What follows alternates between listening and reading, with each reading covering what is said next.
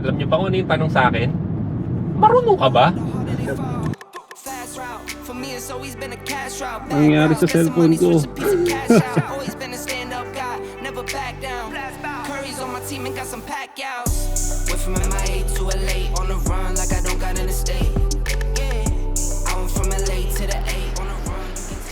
So for the last 2 months, pagbalik namin galing dun sa bakasyon namin sa Pilipinas, sa Hong Kong, and sa Taiwan, naging subsob na ako sa trabaho. As a non-IT consultant, that means we can work some overnight sa office. Pero dahil nga Holy Week ngayon, sinabi ng management na after ng Holy Week, pwede daw mag-leave. So ang sabi ko, why not?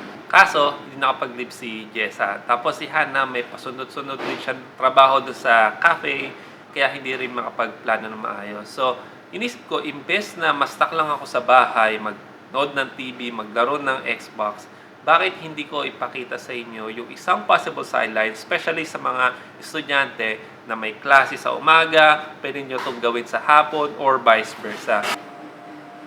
Ayun, so nung nalaman ko na approve yung leave ko doon sa trabaho, nag-apply ako for isang food delivery service. Specifically, DoorDash. Meron ding Uber Eats, pero doon ako sa DoorDash nag-sign up. So in the next 2 days, magdo-DoorDash ako, or pwede na ako tawaging Dasher para malaman natin kung magkano yung kitaan sa mga ganong side hustle. Nga pala, dito ako sa shop nila, Jessa, and as you can see, nasa hospitality, food preparation business sila. So, tulungan ko na si Jessa dito mag-ayos, and then bukas, isa na akong Dasher. So, ito na nga, no? Ito na yung araw na mag-DoorDash tayo. First day, mas kinakabahan pa akong mag-DoorDash kaysa mag-present sa mga executives pagdating sa office. Pero that's okay. It's almost 11:15 a.m. na. Magla-lunch rush na siya. So, tignan natin kung magkano yung kikitain natin ngayong araw na to. Kinakabahan talaga ako. Hindi ko alam kung bakit. Yun, makikita nyo. Bagong-bago pa lang ako sa DoorDash. Get started. Dash now. 1. Subukan muna natin. Ayun, no. Tignan natin kung makakuha na kagad tayo ng order. Ayan. Pick upin natin yung isang order. Mukhang sa isang Vietnamese restaurant siya. So, tara, samahan nyo ako.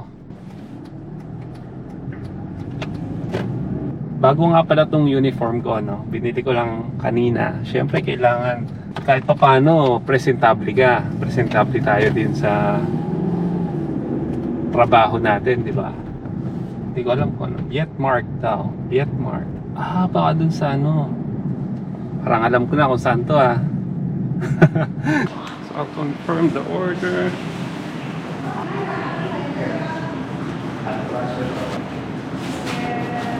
Thanks, man. Dito na tayo.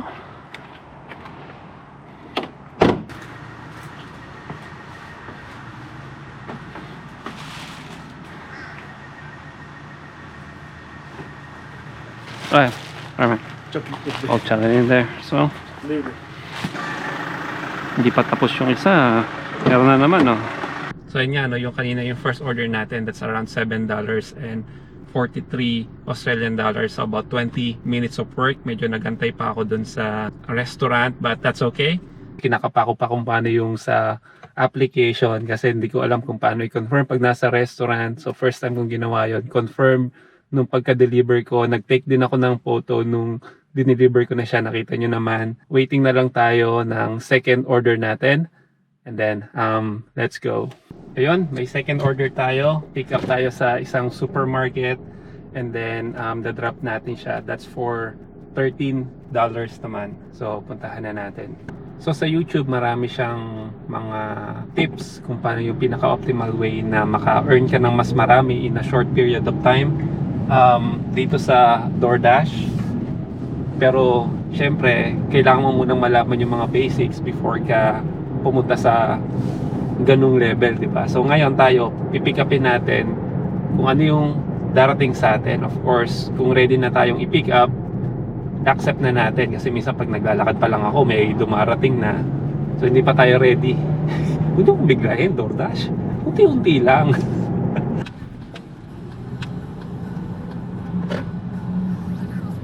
Okay, nandito na tayo sa pick-upan. So, kailangan kong exit. 9 bags pala to. Store offers direct to boot pickup. Enter from Harry Street. Use dedicated green parking bay. Nandito na tayo sa green parking bay. Okay, ano na ngayon? Pupunta ba ako doon? Mababa ba ako? Hindi ko alam. So, dito sa loob. Okay, let's go.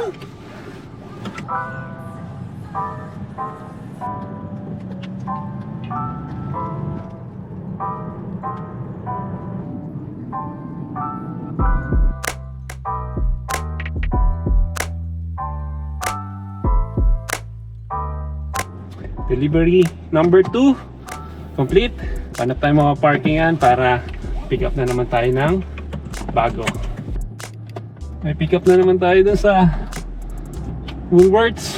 Accept ulit. So basically naka 1 hour and about 15 minutes na akong nagdo-DoorDash, and siguro ang total ngayon is after those 2 deliveries is around $21. So ngayon itong susunod na pick up malapit lang dito din. So pick up dun sa Woolworths and then diretso hatid ulit sa bahay. Alam ko na ang diskarte. So pagdating nyo dito sa mismong store, i-click nyo lang yung Arrive at Store. May lalabas na dun mamaya si ate. Dala-dala na yung order. Tapos lalagyan na natin sa trunk natin and then diretso na naman tayo for delivery.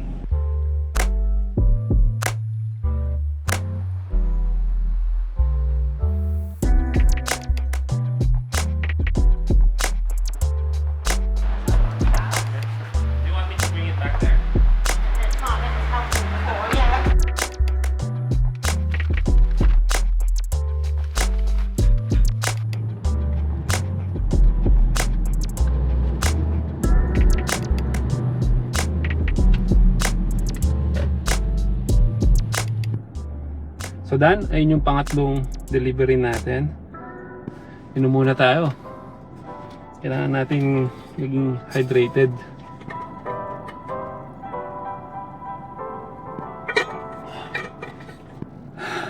Game ulit! So, ayun. Ay, ganitong sitwasyon talaga. So, nag-antay na ako dito ng mga 20 minutes. And wala pa daw yung mga bags, pinipick up pa daw sa taas.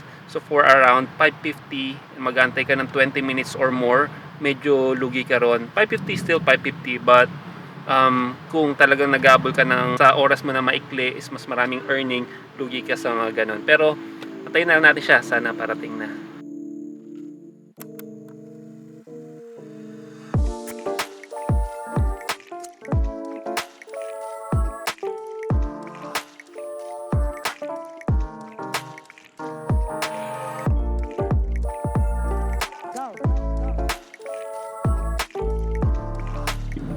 I'm waiting for Dave's order. Pag may kotse ka sa grocery talaga yung mga bagsakan eh. Hindi sa food delivery or maybe depende sa zone, depende sa area. Pero karamihan grocery eh.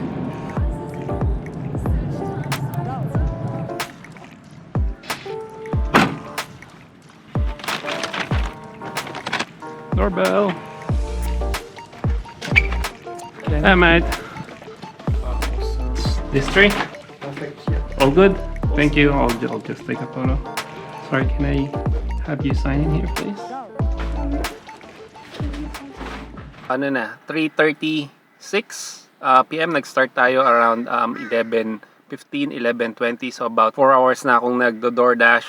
Nakailang deliveries na rin tayo. Groceries and pagkain. Pero dahil nga 3:30 na, merienda na. Nung weekend, nagluto ako ng biko eh. So magdadash ako ng 1.5 hour, tas 5 PM uuwi na ako, like pag out sa office, and then second day tayo bukas. See you guys tomorrow. Medyo nakakapagod. Babayu. See you bukas. So good morning. Day 2 na dito sa pagdo-DoorDash natin, and magkakarga muna tayo ng gas. Siyempre mahirap na kung maubusan ka sa daan, di ba? Tirik ka.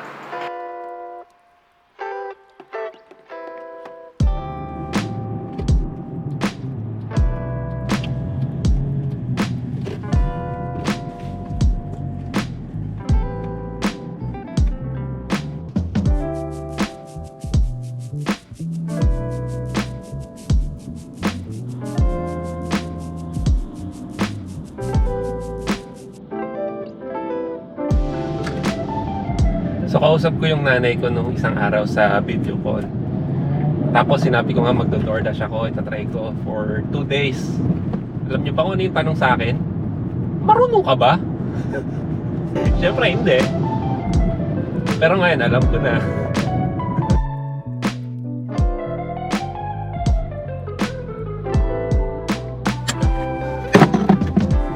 So inaantay lang maging ready yung pipick upin natin for delivery. Anyway, dun sa pagdo-DoorDash ko, dito sa pagdo-DoorDash ko, meron 3 bagay lang ako na nagpapakaba sa akin. Unang-una is yung may malaking aso dun sa pagde-deliveran mo. Nakakatakot yun. Pangalawa is yung naiihi ka na or napipili mong naiihi ka na pero wala ka pang makitang toilet or na-stuck ka sa traffic. Pangatlo is yung magkakaroon ka pa ng traffic violation, magpa-fine ka pa, magkakaroon ka pa ng demerit points dahil dito. Pero kailangan lang talaga sa pagdadrive, focus. Focus. So sobrang init nangyari sa cellphone ko. Mainit kasi sa labas.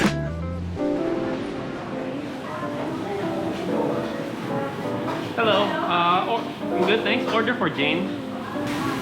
Thank you.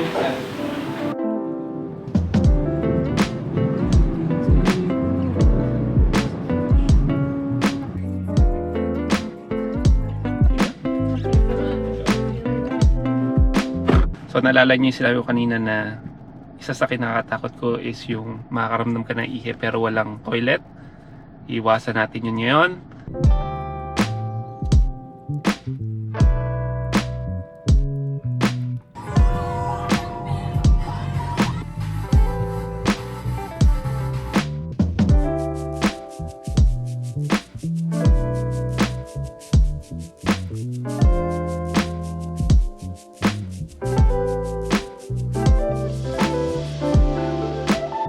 Na-drop ko na yung grocery dun sa isang nag-order. Kaso may naiwan dito sa likod. So babalik ako, malapit lang naman, nandyan na yung bahay. Nakalimutan ko meron dito sa likod. It's 3 PM na and sa tingin ko kung ano man yung darating na order sa atin or delivery, yun na yung magiging last natin. Alas 4 kasi nagpapasundo na si Jessa and Hannah. And then later, after nito, sasabihin ko sa inyo kung nakailang deliveries tayo for the last 2 days, magkano yung earnings natin for the last 2 days, and may sasabihin pa ako sa inyong isa.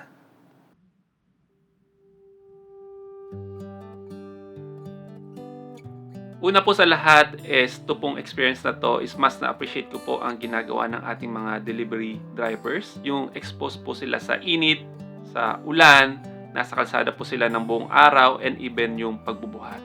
Ako po, maswerte po ako kasi po nakakotse po ako, pero may mga drivers po tayo dyan na naka-bike, naka-e-scooter, naka-motorcycle lang po. So, saludo po ako sa inyo mga boss, ingat po kayo palagi.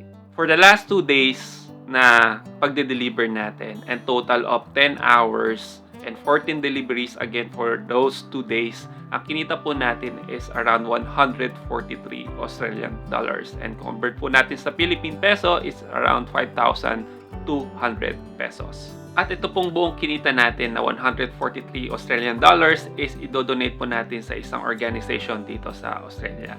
At ang organization po na pagdodonate natin is RSPCA or Royal Society for the Prevention of Cruelty to Animals. Ilalagay ko po yung website ng RSPCA sa description below kung gusto nyo pa pong malaman ano po ang ginagawa nila bilang organization. Muli po, hindi po ito sponsored video ng RSPCA or DoorDash, but hopefully itong maliit po na kinita natin is makatulong sa kanila kahit papano. Ayun lang po. Maraming salamat po kung tinapos nyo itong video na to, at ingat po kayo kung nasan man kayo at ano man ang ginagawa nyo. Babayu!